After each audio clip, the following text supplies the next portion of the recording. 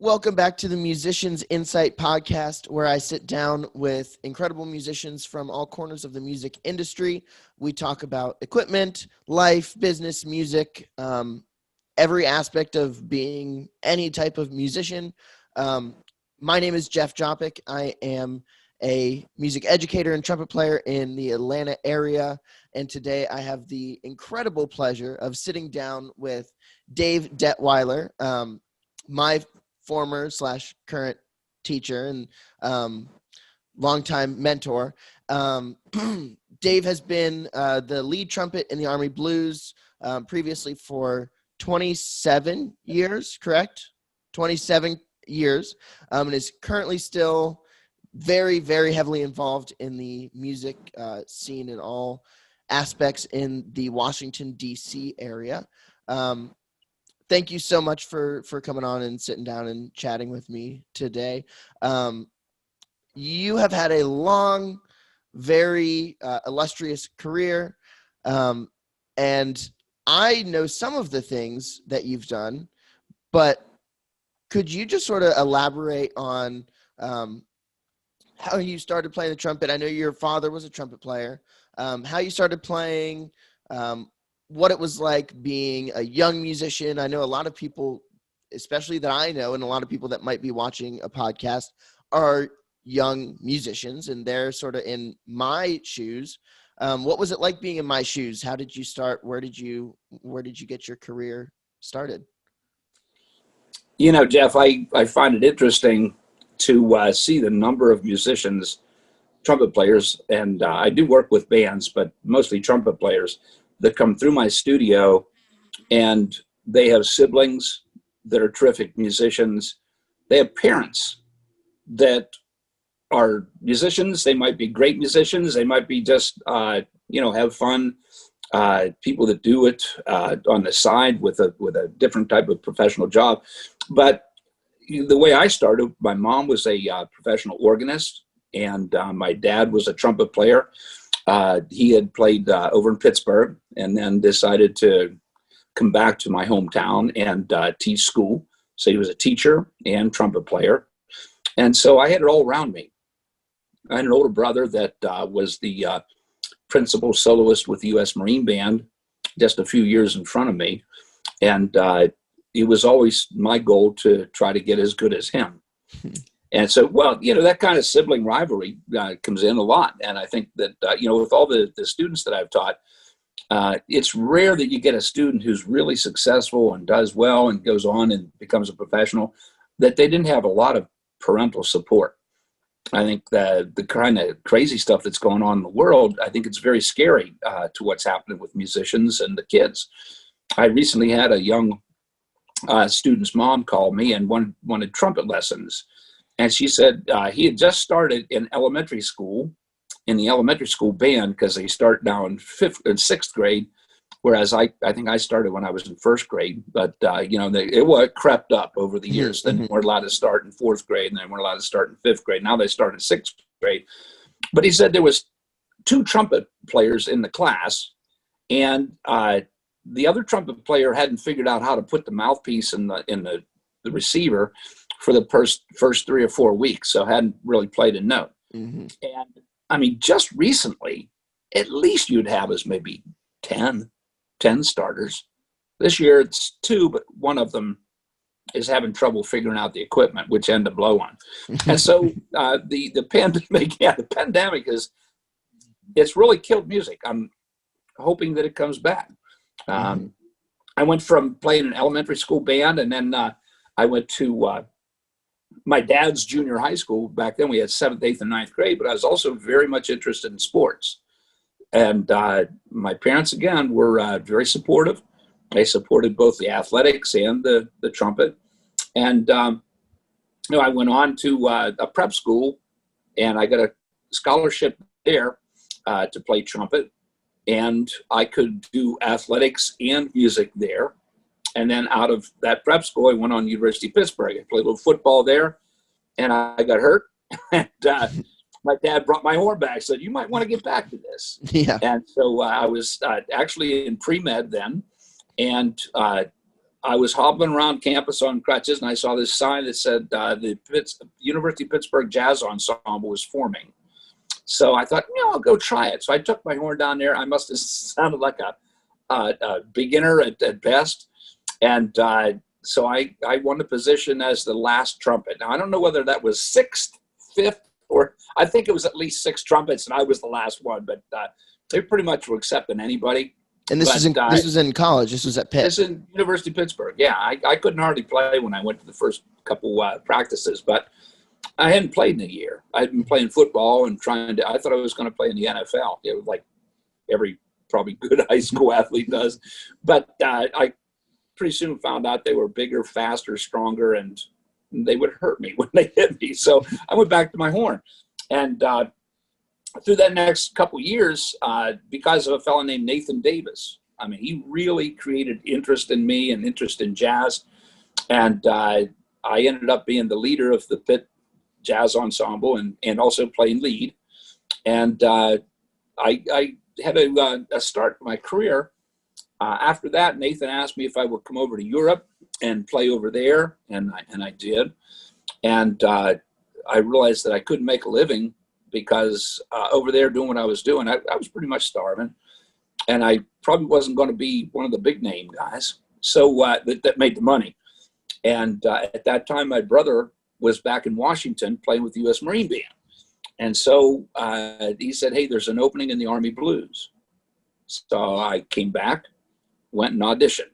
Then after that, I think that I felt like the luckiest guy in the world. It seemed like there would be a room of 1,000 people and someone would come out and say, and make the announcement, we need a trumpet player. Is there a trumpet player in the room? And I would like sheepishly, I think I was the only one that would raise my hand because, I wasn't due to get into the Army Blues yet.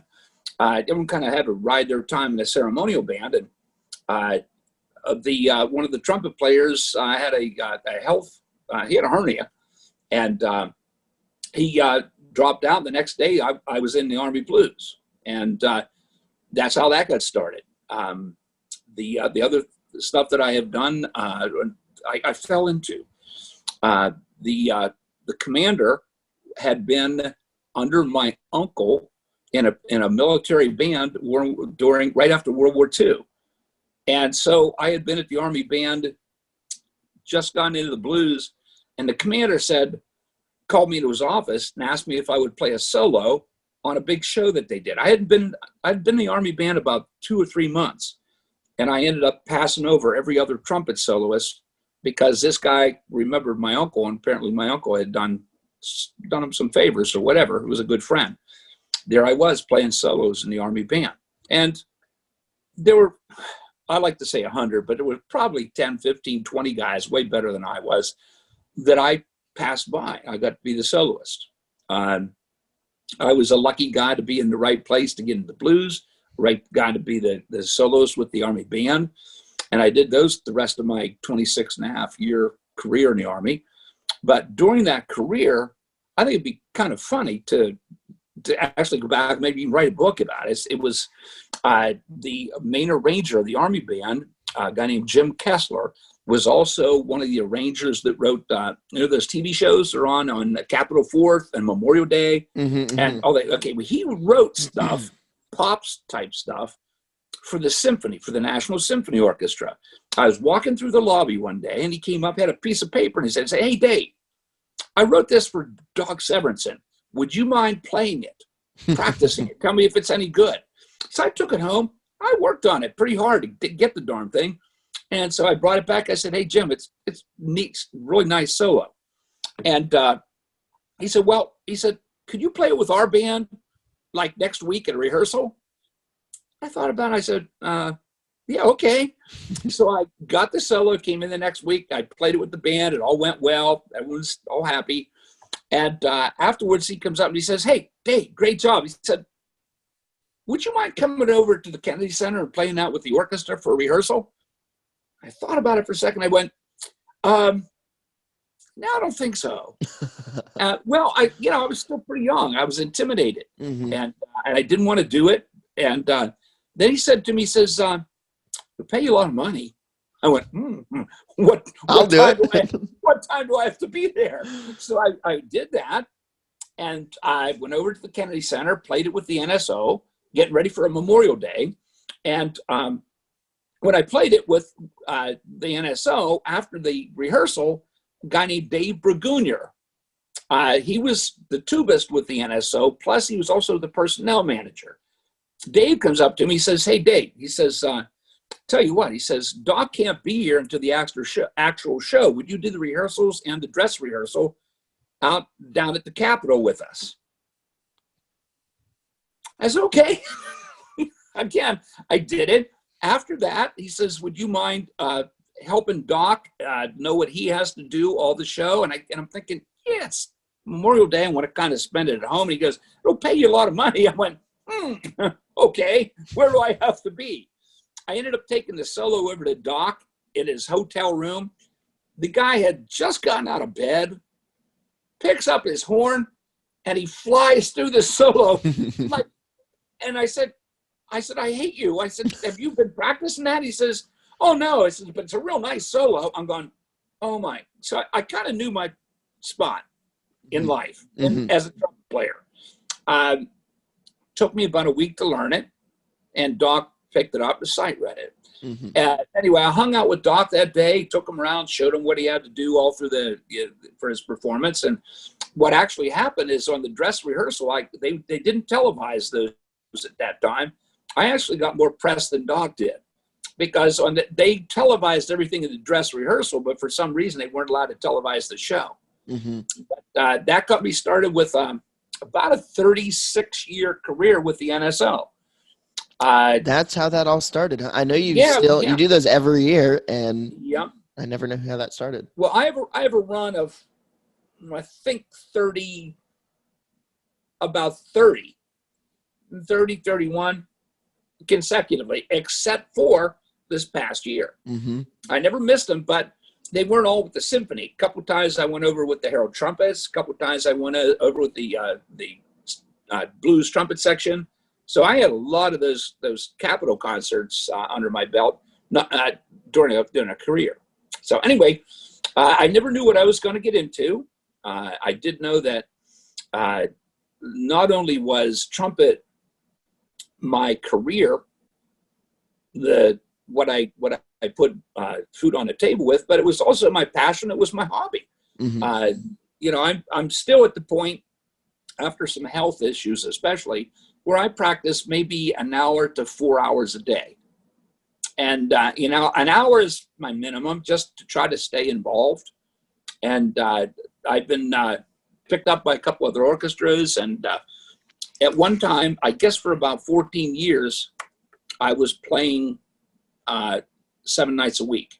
Yeah, just a little, just 14 years. Well, my wife decided that she was going to divorce me if I didn't stop, because she said my sons were growing up and they didn't know who I was.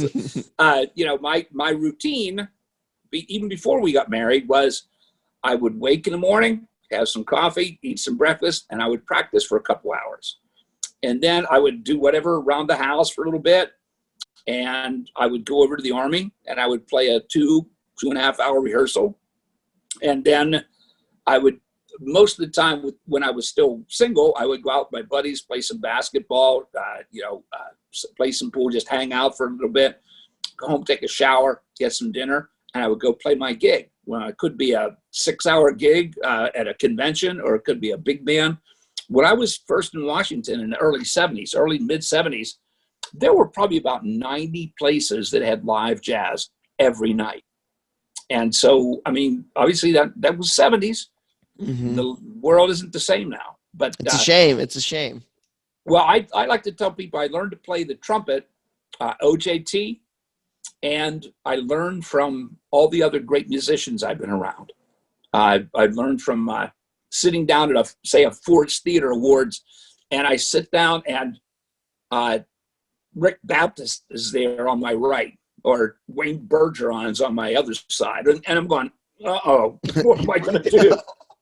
But when you sit down with guys that are way better than you, if you're not learning something, taking something home, then there's probably something wrong with you. Yeah. I sat beside Steve Hendrickson for, 20 some years, more than that. And after every concert or every set of shows we do, I would pat him on the back and say, Steve, thanks for the lesson. Steve, the principal in the National Symphony. Well, he's no longer principal. Former principal, yes. Yeah. And, but that was, you got Billy Gerlach walks in. Mm-hmm. I mean, one of the finest trumpet players I've ever heard in my life. They scary good. Tommy Couples, I think, is the finest principal trumpet in the world who's playing second trumpet. Mm-hmm. Tommy's a great player. And I get to meet all these people. I got to meet them through my association with the National Symphony, but that and the Army, and I've got a lot of places that I got work from. When I get out of the band, in fact, before I get out of the band, I started playing shows, and I worked the other side of the Kennedy Center because of Jim Hewitt, personnel director who's there now. He would send word over to the other side, so I went and played shows over on the other side of the Kennedy Center when I wasn't working with the NSO. Yeah. So anyway, I've been a lucky guy. Yeah. How old were you? Were you around Josh Kaufman's age when you started with the blues? Or is that like sort of a parallel there? Because I know he's like the young guy in the group right now. Was that Dave Detwiler back in the day? Josh Kaufman, I still call him the little freak. Josh Kaufman's probably the finest trumpet player I've ever heard in my life. This kid can do anything on a horn. And Josh and I have become very good friends. I was about his age. And, Jeff, in athletics, if you jump an eighth of an inch higher, you get the world record. Mm-hmm. If you go like a tenth of a second faster swimming or running, you get the world. If you score way more points than the other guy, everything's a record now. They have a measuring tool for all that stuff, but we don't have it. Not in trumpet. The guys who are the measuring tools are old guys like me. Mm-hmm. Yeah, I was a pretty good trumpet player, but these kids are way better. They're way better. I wouldn't make their band now. They're just that much better. But again, we had 1,000 people out there playing, whereas now they have 200. So it's survival of the fittest. Those people who wouldn't make the high grade and get the big jobs anymore, they can't make a living just playing the hand-me-down shows and stuff because there aren't any. Mm-hmm. So yeah, the players are way better. It's not just Josh in that section. The whole thing. It's a buddy of mine, Graham Breedlove. One of my former students, Ken McGee's playing lead. These kids are all better. And I call does Graham still play with them? I know he plays occasionally. Yeah, Graham, I think, is the only person that's in the Army Blues now that was in when I was in. I retired about 21 years ago. Graham's still there. I don't know what he's planning on doing. I don't know why he would get out. It's a great gig. I mean, they haven't hardly had to do anything in a year, and they still get that big old fat paycheck. Mm-hmm. It's a great gig. I would advise anybody that has their eyes set on being a musician to think about the military. It's not quite as easy as it was when I was in, and I was doing jobs both. I was working with the concert band and the Army Blues, and I was averaging about 8 hours a week work with the Army. Like gigs? Hours of work, rehearsals, whatever. I was at the Army band for maybe an average of 6 to 8 hours a week. Wow. Yeah. Now, most people that have a job that want to make the money we were making, I was a master sergeant, they have to work 40-hour weeks. Mm-hmm. Now, it's changed a little bit, but still there's those people that they work 6-8 hours a week. So, yeah, it's a great job. And, well, the fact is they can't have you play the horn for 7 hours, but they're expecting you to be at home practicing and doing physical training, etc. So you're kind of on your own. I think people would understand that a little bit more in today's world where they can work from home. So. And I know that, being in that scene sort of jump-started a lot of stuff that you did. You're currently you did before COVID. I know things have slowed down for everybody. But the White House Band, you call it the White House Band. Right. So I've had the pleasure of seeing you guys play your Christmas show every year for the past like 9-10 years. And I get to hear the same fantastic stories when I go, and I love it. What was why do you call it the White House Band? I know a lot of those guys played in the White House. When you say played in the White House, what does that mean? Well, the the service bands in Washington, D.C. are responsible for all ceremonies and special events in Washington. Government, military. That's why they're there. And we would go over and play at the White House. Kind of interesting. It's kind of fun. You got to see big, important people. But after you did it for a while, it got to be somewhat monotonous, and and they didn't really treat you like you thought you were. Now, everybody feels that they're bigger. I'm reading a book about the Clinton White House, and I know that they're talking about all the staffers who would come in there and think, oh, we made it. Well, pretty much with the musicians too. But when you got there, you realized you were part of the system. And they didn't want musicians to be seen. They wanted us to be heard when it was time to be heard. And they had to have that kind of, decorum and run the show properly. Anyway, they would keep us in the basement. Mm-hmm. And we would just sit down there. We weren't allowed to really have any outside entertainment because it's the White House. And so they would, we had a bathroom there. We could get a glass of water out of the sink if we wanted to. And it was pretty much a dungeon. Like being in a dungeon. But again, we had a lot of fun playing there. But the guys started writing, most notably guys like Mark Taylor, Graham Breedlove wrote some stuff after the fact, and other guys that I got the collection of stuff, the Christmas stuff that we used to do. And I had gathered in a collection, and the other guys, they gave it to me, or I bought it from them, or whatever. And I have this book. So then I was getting ready to retire, and the name of our group was Prelude. And Prelude became a couple bands, a wedding band and a show band, etc. So I separated them.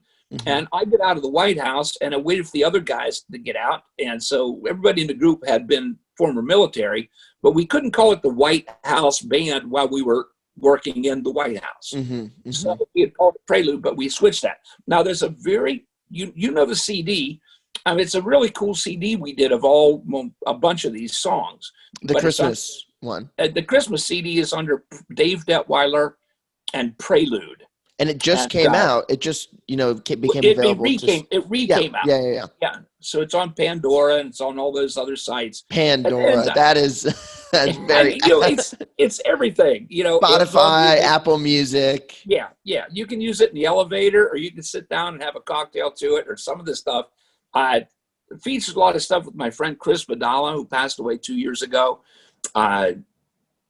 Chris was an entity in his own right, just a fantastic player. One of the finest musicians I've ever heard live in my life. Well, it was a lot of fun. When people say something to me about that, I said, well, listen to the CD and listen to Silent Night. And because we faked it. Someone said, hey, can we have that chart? Because I've lent people the charts from what we did in the album. And I said, there's no chart. We faked it. And that's kind of fun. Then another one, I was playing a Mardi Gras one year, and they came out with playing something like like Grazing in the Grass. And they did it as a 2-beat. I'm going, if they can do that, why not do Jingle Bells? So I called Graham. I said, Graham, can you write something? Graham, being from New Orleans, immediately wrote out that for me. We put it on the album. But a lot of the sounds that we have on the album were written for and first played at the White House. I can remember going back downstairs and talking to the guys, and they go, wow, they weren't even listening to us. So they would write more and more crazy stuff. Frosty the Snowman. Go, oh, yeah. And was it the Bill Clinton line? Oh, should I say that on your podcast? But Clinton comes over, he goes, he's the only one that said something. walks over and he goes, he said, "What have you guys been smoking?" It was crazy stuff. But my interest in jazz came from being in trumpet sections with the likes of Tommy Williams and Craig Frederick and Graham Breedlove, and guys that they're just monster players. And so I started trying to get into it myself. I can get around on the horn with my jazz. I'm certainly not in their category. And the same, but with a guy like Josh Kaufman comes in, and that guy can blow just stupidly great jazz. And then he'll go and take the last note up. He reminds me very much of Bobby Shew. Bobby Shew's got it all. Probably, well, it's hard for me to say he was my favorite player because I'm good friends with Wayne Bergeron, and he's a fantastic entity himself. If you ever heard his "You Call This a Living," I've listened to a lot of stuff, but I haven't heard that. Well, listen to his Laura on "You Call This a Living." It's like, is that Wayne blowing? I said, Wayne, did you write that stuff out? He says, "No, man, I can't do that in my own album." But guys like Wayne Bergeron and Josh, I call these guys the freaks because they're just so freaky good. But I mean, he's just out of college, Josh Kaufman. Yeah, and he can literally, yeah. I've never seen a kid that young with such cool. Just comes in, boom, just plays, and I go, oh, so it's fun for me. Let this eye thing. I got a broken blood vessel in my eye. Let it be let it be a sign to everybody that when you get to be over 70 years old, don't try to play high notes anymore. But I think that every day, I thank the good Lord that I'm alive and I can go listen to these guys, or I can go play a pretty good second part. I went on a trip, the world tour of the Smithsonian Institute with the jazz orchestra, Smithsonian Masterworks Jazz Orchestra. I went as a second trumpet, and I like that. I'm there to help out the first if I can. If the jazz players dropped over, I could probably cover that book or one of those. But what I did was I had a wonderful time listening to the young musicians in the band. And who was playing trumpet? Well, Tommy Williams is on the band. Chris Walker went on the first half of the tour, and Lisa Whitaker went on the second half. So, and Lisa was my predecessor. No, she followed me up. She came in after me as lead with the Army Blues. And Chris, Lisa, what great players. And Tommy, I was going to start to say who my favorite player was, but I have to say, really, my favorite jazz player is Tommy Williams. And for those people don't know Tommy. I mean, he's the most polite gentleman trumpet player I think I've ever met, and just a wonderful guy. But he's my favorite jazz player. I was honored to be there. There's an album that the Army Blues put out, a live album, I think.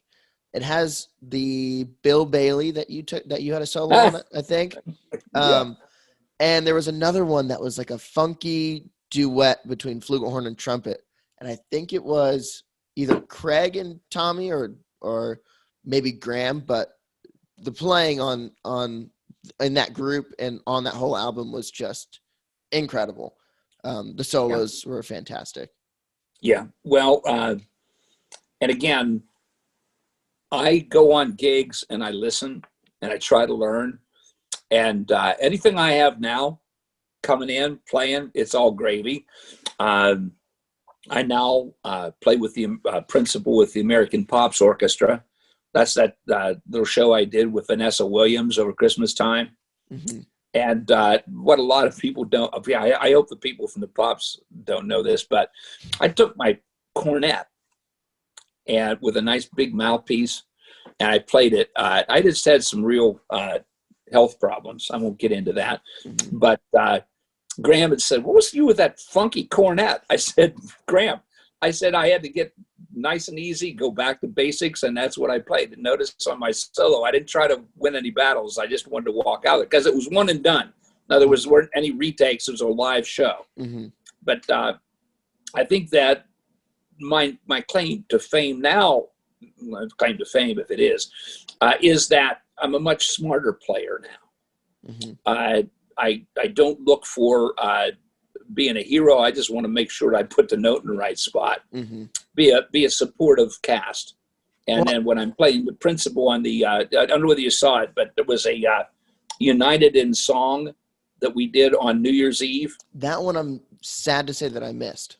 It's a great program. David Rubenstein, again, he's the president of the Kennedy Center. He's also the biggest philanthropist I've ever met, and the guy's a wonderful man. He gives money. He gave money to the Mount Vernon to fix it all up. I'm talking in the millions of dollars, Mm-hmm. and he supported the New Year's Eve program from Mount Vernon because we couldn't have it down at the Kennedy Center.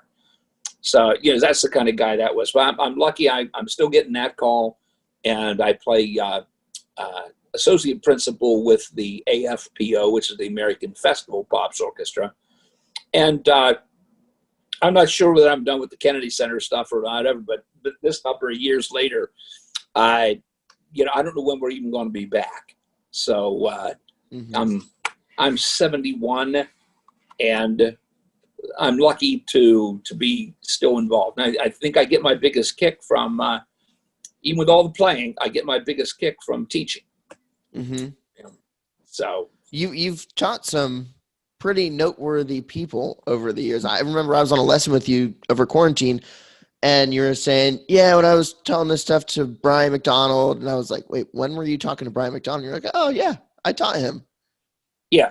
Brian McDonald is one of my favorite lead players to listen to. I wish I had taught Brian McDonald. I didn't teach Brian McDonald. That's what I thought you told me you taught Brian. I would thought you were talking about Kenny McGee. Well, Ken McGee as well, and I thought, Okay. but I thought you said something about Brian McDonald because he has a ton of stuff. Well, I have to go back on that. Okay, clarify that for me. Well, actually, I would, if I was in a conversation with Brian, I would tell him that I taught him. But I'm Kurt Dupree, Air Force, Terry Bingham. Going down some of the lists, these kids are all great trumpet players, and I had something to do with it. But I think that it would be wrong of me to say, "Oh, I taught him." Well, I had him for a long time teaching them. But the fact of the matter is, Jeff, that I never practiced for one of them, and these people that I meet that I get a chance to teach, I kind of point them in the right direction. And I'm more of a guide because these are the most self-motivated people I've ever worked with. One of the guys that was one of my students back in school was Michael League. I was just going to ask you about him. Yeah, and I don't know whether you were at the Kennedy Center when he got me up there to play with Snarky Puppy. I wish I was. I was at school. But for people who don't know, Mike League is the founder, writes a lot of the music and runs Snarky Puppy. For most people out there who would probably know who Snarky Puppy is. Yeah, well, Michael wanted to play guitar, and I talked him into playing bass. I said, Michael, hey, guitar players are a dime a dozen. You want to work every night of the week, play the bass. Mm-hmm. Boom, there he was. Kid is still incredible with what he does. So anyway, again, and Jeff, it comes back to the fact that, I'm a really lucky guy. Everything that I have, that I've done, that I had the opportunity to do, those opportunities are much more fewer and farther apart than they were. And I even have a newspaper clip from when I was up in Brooklyn, because I would go up on Sundays and I would leave before the sun came out. I'd drive the whole way to Brooklyn from Chantilly, Virginia, and I would play a 4 or 5 hour wedding or bar mitzvah. I'd go down to one of the Jewish delis, get a sandwich, get something to eat. I'd put it in the car, and then I'd go straight back home. Goodness. And we're talking, well, my kids were getting older, so it was in the from about 85 to about 92, 93. I would go up there at least one Sunday every month and play. And there was an article in the paper that I was the best Jewish trumpet player in New York, which, one, I'm not Jewish. Two, those Jewish trumpet players up there in New York are heavy duty. They're great players. Mm-hmm. But I got that mantra because the fellow recording us and sending it out, he had to make sure his band was going to get hired. But my wife said, "Why are you doing this? Your kids are growing up and they don't know you." That's when it started. Mm-hmm. And I took a wad of $100 bills out of my pocket and I gave it to her. Can I go do this again one more time? Well, she goes, "Oh my God." I said, "Yeah, 5 hours." And, at that time, musicians were treated better. They were respected more. There was a lot more of us working, and people paid more for it. Now they've discovered that we've actually outsmarted ourselves. We figured out how to make the music come through speakers better, how to keep them going constantly. One tune is yada da da da. The next tune takes over where the other one, and live bands can't do that. So we've outsmarted ourselves. We got too good with technology. Mm-hmm. I think that we got to start where it starts. We got to get back into the schools, get back into the elementary schools, get more kids interested, get them started if you can. But the music industry is going to hurt. I don't know whether it's ever going to come back. Yeah, what's affected you, and with your teaching, with your playing, how has all this sort of affected you? Well, I know that I have very few new kids coming in because mm-hmm. No one's at school. Mm-hmm. Used to be the band director would listen to somebody and say, "Hey, you need to get some lessons. Let me give you a list of names." And my name was on there, and people did a little bit of looking around, and I would get calls. I would get 5 or 6 calls a year mm-hmm. of new students. I didn't get any this year. And that brings me to the other part. I think that the biggest downer for me right now is since the pandemic, you never saw so many teachers. Everybody's a teacher now. Yep. And I'm going, what? I found out that one of my former students, who's a terrific player, she just started her freshman year in college. She has 6 students. Mm-hmm. And I wanted to say to her, you're a terrific kid, but you haven't even got the degree yet. You haven't even taken the classes yet. Mm-hmm. And so I started hitting her up with, what's a teardrop? What would you do with a kid that has a teardrop? She didn't know what a teardrop was. Mm-hmm. I started asking her questions. And I said, in all honesty, I have to tell you that I wish I had my first 10 years back. I wish I'd have known more about teaching.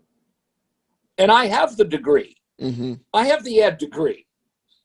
But still, I knew very little about teaching, about embouchures, what kids are doing with their tongue, what they're doing, what kind of teeth. How are they going to play because of the size of their teeth, their overbites? What about the teeth that are curved a little bit? What are you going to do? Just embouchure-wise. Mm-hmm. How are you going to – because every student learns differently. Mm-hmm. And I now know that for about the last I've been teaching about 50 years. And I think for about coming close to 40 of them, I kind of was getting to know what I was doing. But every child, every student, even at the adults, they seem to learn a little bit different. Mm-hmm. I had one young man who did start with me during the pandemic, and I had him in one of the beginning books. I won't say it so you don't get in trouble, but it was one of those published books. It was a beginner's book, and just for 4 or 5 weeks, it wasn't doing anything. So I said, let me run this little experiment. So I sent him my book, which is designed for kids that get braces on. Mm-hmm. He loves it. In 5 weeks, he's come from here to right up the hill playing. Mm-hmm. So, and there's something I had to think about, because people never stop learning. I still read whatever books come out on the trumpet. I read back some of my old stuff that I thought, I don't have time to read that. I'm reading it now. Mm-hmm. Because if you stop learning, and again, I won't tell you his name, but he called me after he got to be the principal trumpet in a band, military band. And I said, he says, Dave, I need to get together with you. I need to get, I said, what's wrong? And he says, well, I'm just not playing right. I said, okay, well, has the colonel said anything? He says, well, no. I said, how about the other guys in the section? And he snickers when he says, no.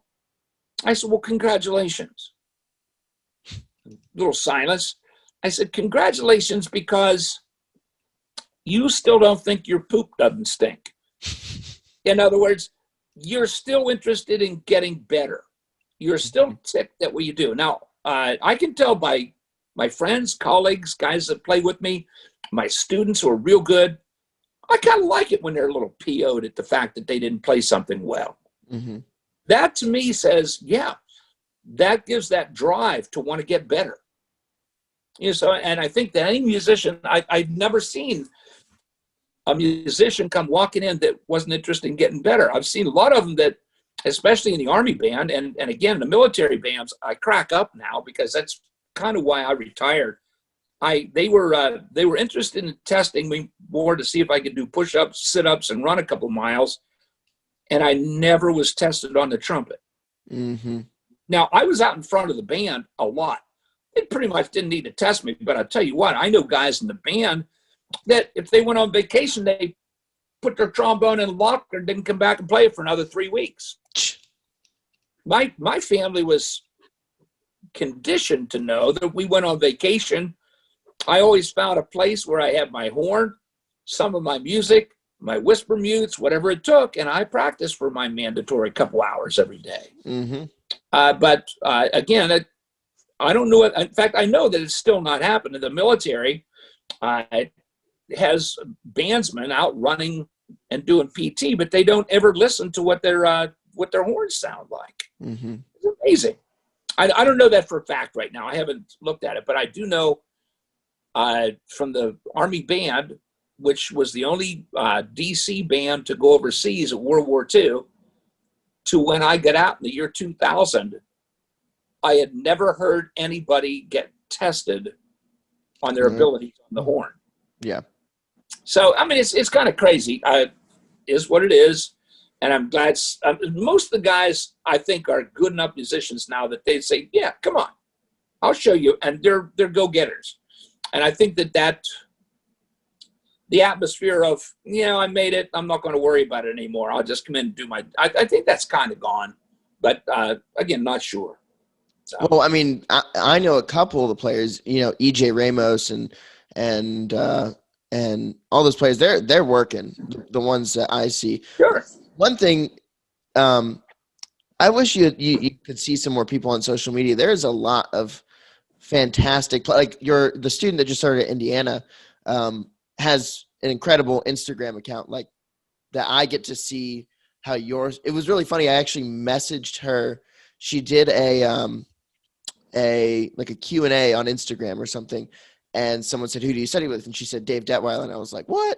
So I messaged her and we talked about you for a minute, but she's incredible. That could be one of two girls, because Aislinn is now a sophomore. She was the first year trumpet in the state of Virginia. No, it was Christina. Christina. Okay. Yeah. Well, then two incredible talents, mm-hmm. Two incredible kids, wonderful players. Yeah. And I get to see, EJ playing. He does like a bunch of multi-track stuff by himself on different apps and stuff, but there's still some really good trumpet playing going on amidst all this craziness. I know a lot of people aren't working. Are you working at all right now? No. What I am doing is I'm conducting a trumpet ensemble at George Mason. No. It's we call it the Young Patriots Trumpet Ensemble. It has nothing to do with George Mason. Okay. I have rehearsals every Saturday morning. We've been doing a recording we're going to send to the National Trumpet Competition. Oh. And I had no idea, but most of the kids are from my studio. And I just knew that I had good kids. But this past district tryout, of the 14 kids, I think 11 of them or 10 of them made all district. And I believe 8 of them are eligible to try out for states. Wow. So we're going to rehearse tomorrow for a couple hours, and we're going to have a session on preparing the all-state piece. But these kids are incredible. Mm-hmm. Some of the best players. As I said, there's not the numbers that I used to have, but the kids who are here are more involved. They're more into it. They work hard. Mm-hmm. So again, I've been at a very good place teaching wise. I've been in Vienna, Virginia. I now live in Culpeper, but I still have a studio in Vienna. And Vienna has a very mixed population, but the band directors there are very proactive. They get the kids out to give them lessons, to get them playing. If you want to be in their top band, they insist you take lessons. That's how it should be, I think. Well, yeah, but again, can't always happen. I don't know. Yeah, I don't know for sure whether it should be. That's like marching band. Mm-hmm. You know, I have both sides of me on that issue because I was into sports. Mm-hmm. You know, if I was going to high school right now, I'd either have to choose between playing football, basketball, and baseball or being in the top band. Mm-hmm. I wouldn't be allowed if I was playing those sports. So I don't know that, you know, I would be a bad one for it. I understand both sides, but I'm just wishing and hoping that we can get the younger kids, keep some of them interested, because the numbers are going down and down and down. Mm-hmm. New people coming in, and this pandemic, it has not helped us at all. It's seriously pulled back on the number of people we have coming into music programs. Mm-hmm. So I really appreciate what you're doing, keeping people interested. I hope you get these podcasts out to the music public and get them to do something to play. Now, one of the band directors, actually two of them, sounded me about putting together a little Dixieland band and making a recording and showing the kids the instruments and then taking that and showing it to the elementary kids. You know, because what they used to do is they'd have maybe kids from the high schools come in and play for them live. This past year has been so abysmal that they realized we better get something done, or in 3 or 4 years, not going to have any high school band programs. Mm-hmm. That's in around Vienna.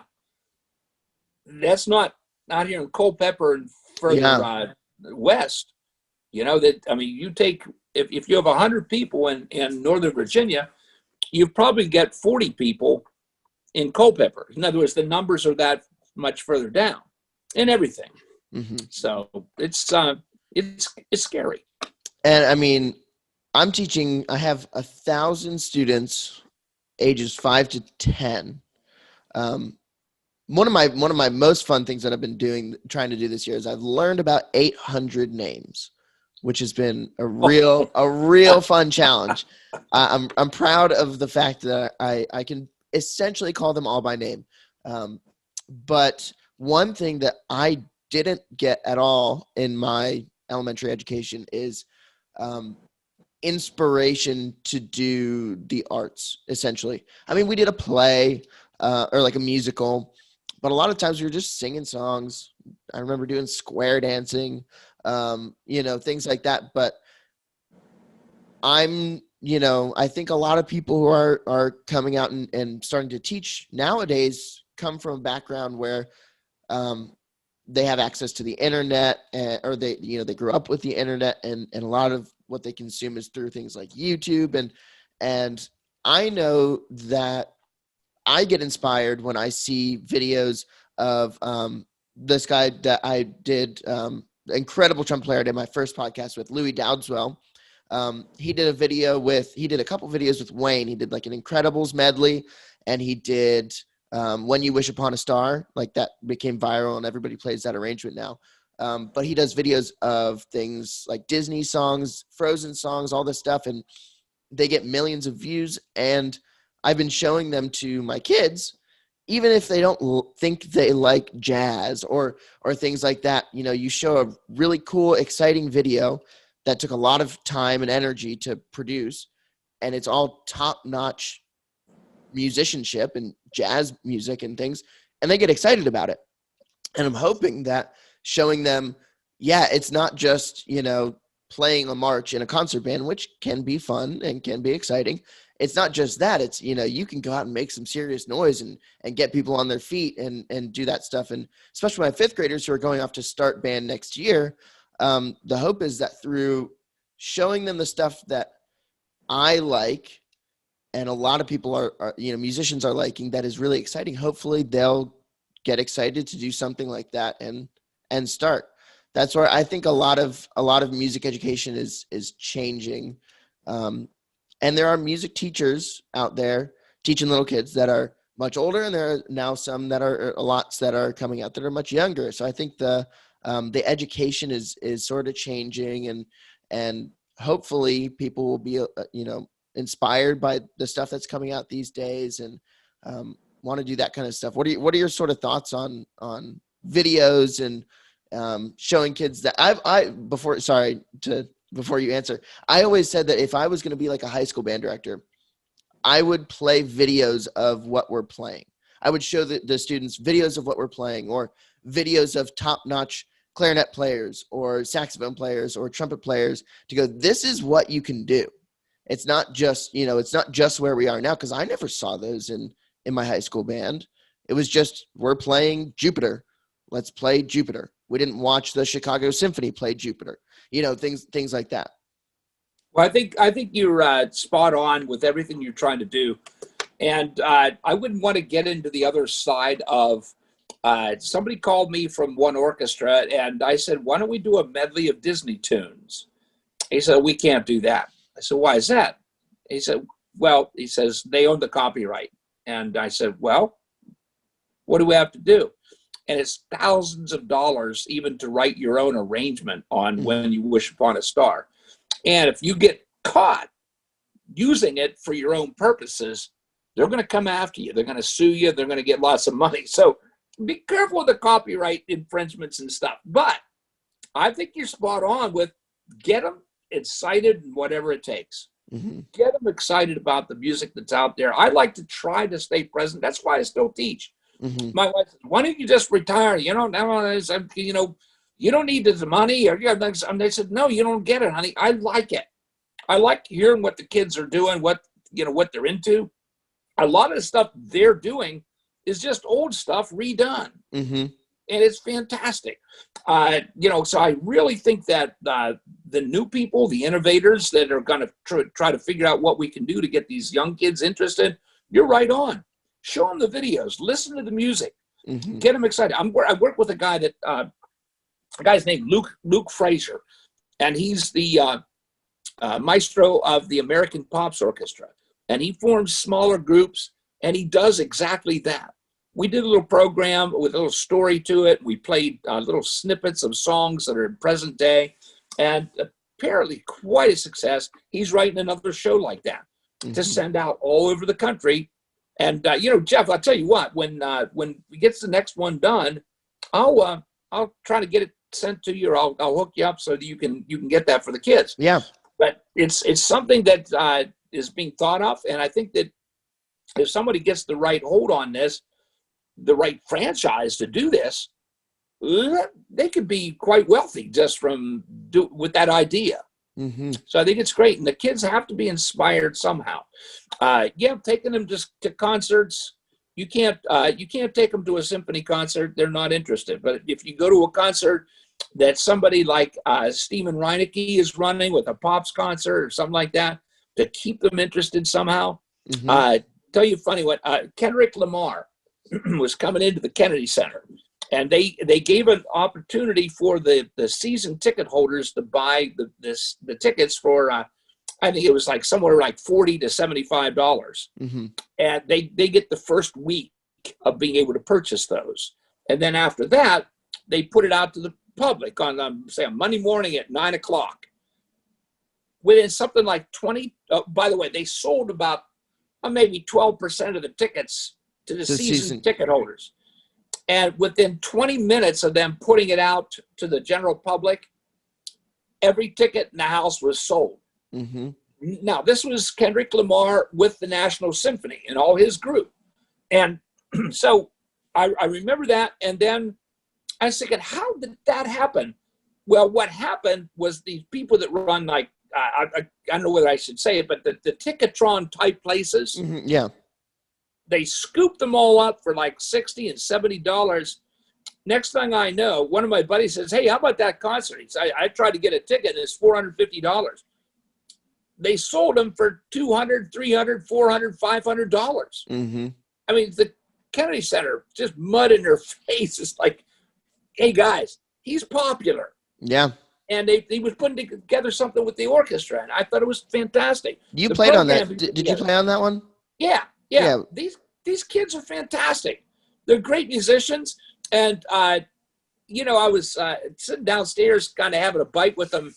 And I said, I'm talking to you. I said, you know, just about every other word in those songs you do is like Mr. Potty Mouth. Mm-hmm. And they said, oh, we only do that because the kids buy it. If we don't do it, they're not going to buy our stuff. And this is Kendrick Lamar that you're just sitting down with at a concert at the Kennedy Center. Yeah. And his group, you know, they had their stuff memorized. And they would be up there going, like 5 of them in unison. Mm-hmm. I'm going, oh, my. You know, these kids can play. Mm-hmm. And it's a new world. If you're stuck in the last world, then you're going to just get old and die. Mm-hmm. But if you keep up with the times, at least you can keep generating music and keep it going forward. I think that's nothing wrong with the old.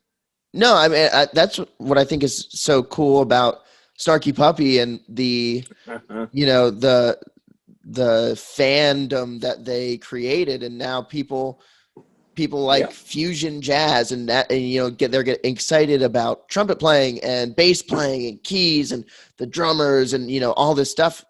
It's crazy cool.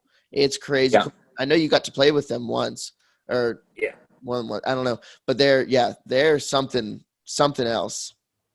I remember you told me you were at, what was it, one of those Capitol 4th or Memorial Day things, and you saw a bunch of people crowded around a piano listening to something, and you're like, what is that? And they're like, it's this weird Snarky Puppy band when they first came out. Yeah.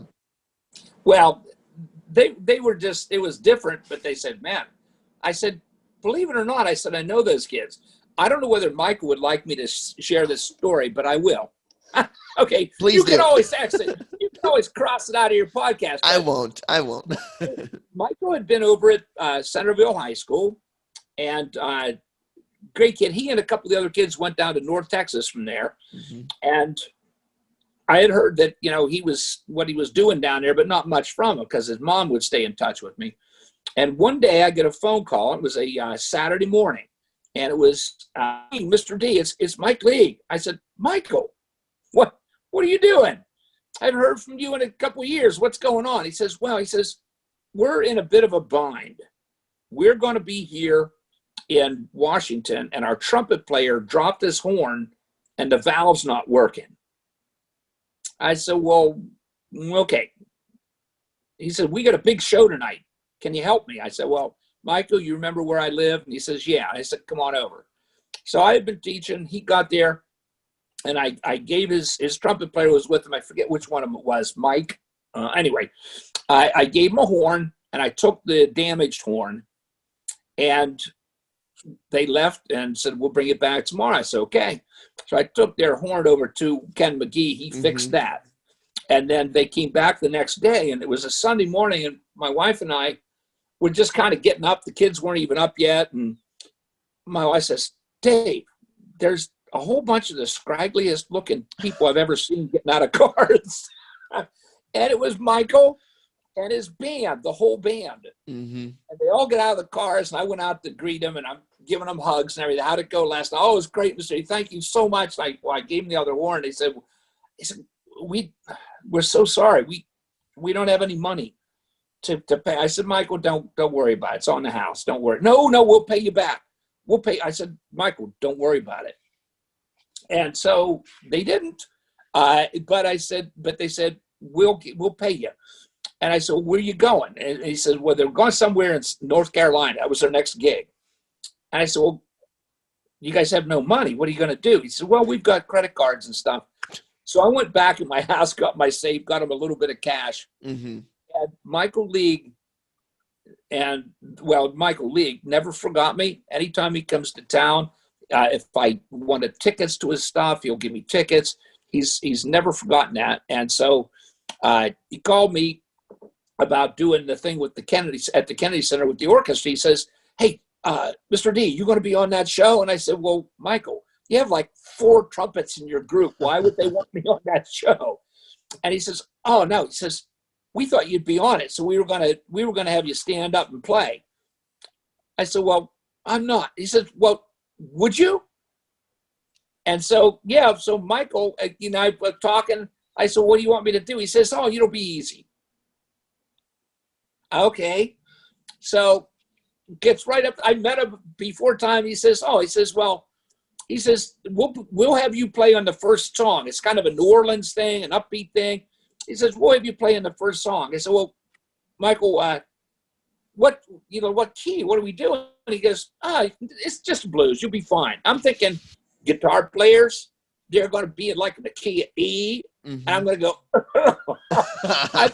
I think I would have feigned ill and just passed out on stage if it had been the key of E or B or something. But anyway, I went out. I ended up playing with him. He says, "Oh, you'll hear it." He says, "I'll nod to you when to come on out." And the only time that was a little bit more frightening to that, as frightening as that, was I was doing a Christmas show with Marvin Hamlish with the NSO. And I'll never forget this. One of the guys that works for the orchestra is running around back. I had gone downstairs to use the restroom, and I came up. Dave, where have you been? Marvin's looking for you." I went, "What did I do?" And so I said, "Okay." So I traipsed down the hallway after him, and Marvin says, "Dave," he said, "we got this group here from Australia, and apparently they have a hotshot kid who wants to sit in with the orchestra and play something." He says, "I'm going to bring him up on the stage." He said, "But I want you to sneak down, stand out front of the stage behind the basses. And if I signal you to come on over, I want you to come over." I said, "Well, what are we playing?" He says, "I don't know. Let's see what." And I'm thinking, oh,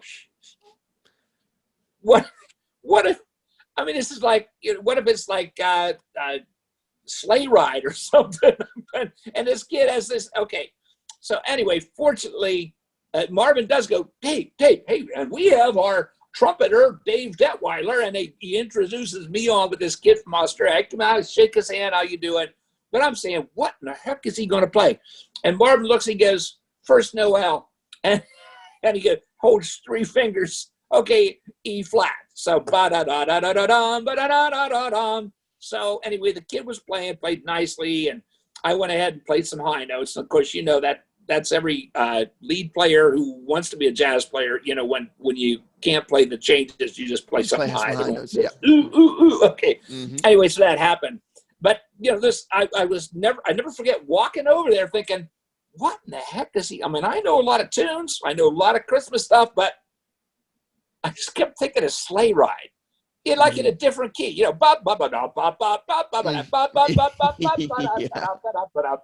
like, oh my God, please. Yeah. So that's again, I think the good Lord's watched after me in my career. Well, you said Australia, some young hotshot. I was thinking that the story was going to go towards a James Morrison area. Like you were going to. Well, have you ever played with him? No, I've listened to him. Mm-hmm. He's one of the guys I look up his stuff. The guy's he's a Josh Kaufman freak. I mean, like people shouldn't be able to play as well as he does. He plays crazy. That well on saxophone, trombone, piano, key. Yeah. Everything. There's a name for that, and I think there's savants. Yeah. Where did this come from? Yeah. But there's a great music scene going on over in Australia. A fellow named David Nudick. I met him back in the 80s when we went over to Australia, and he and I became pretty good friends. He came back, stayed with me for a while. Fantastic lead player. I played lead on the show Hey, It's Saturday, which is like the American Saturday Night Live. Mm-hmm. And one of my best buddies that I was in school from the time I was in 10th grade, a guy named Johnny Hoffman, is one of the top players in Australia, in Sydney. But they get a great music scene over there. Mm-hmm. Jeff Jarvis, good buddy of mine, goes over there about once every 2 years and stays with Johnny. Mm-hmm. So anyway, yeah. Hey, Jeff, I'm glad you're doing this. Thank you for having me on.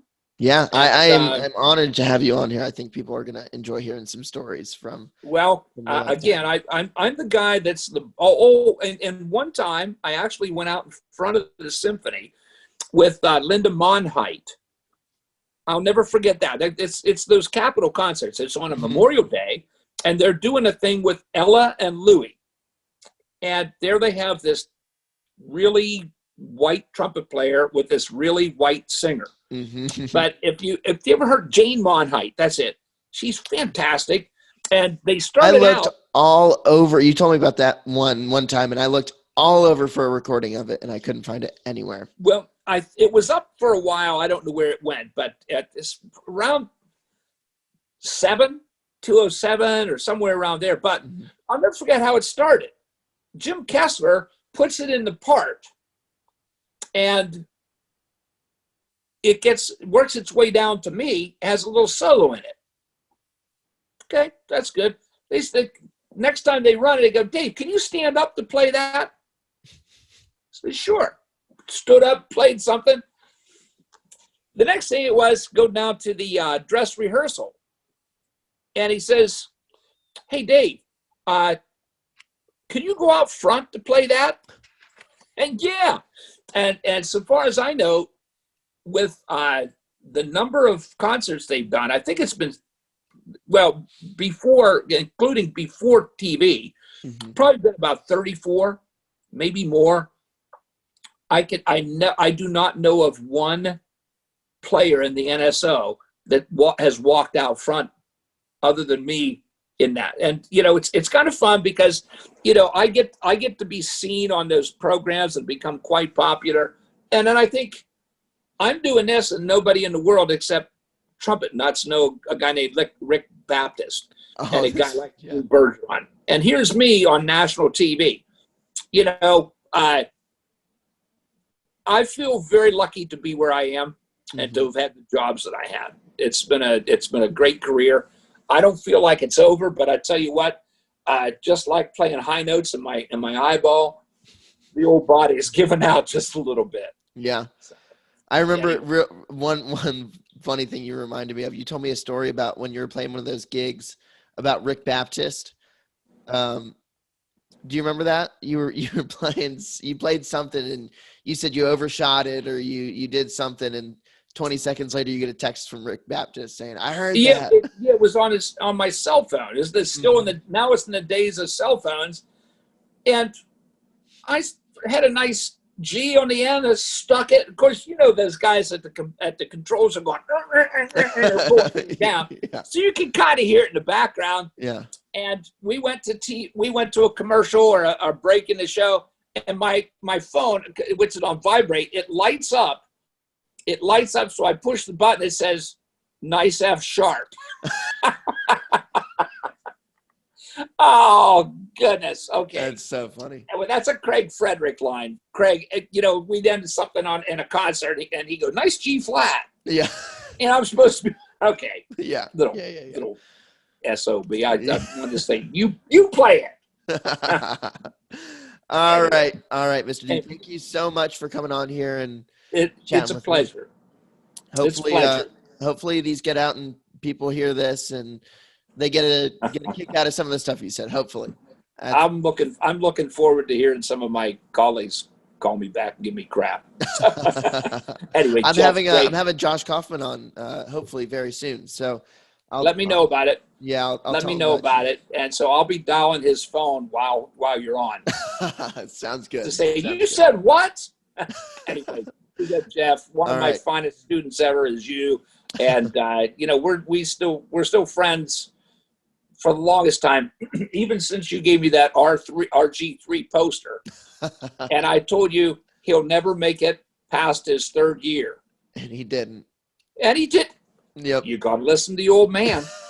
Anyway, be good. Best to your family. And I look forward to seeing you this summer. Yes, sir. Have a good one. Thank you. Good boy. Bye now. Bye.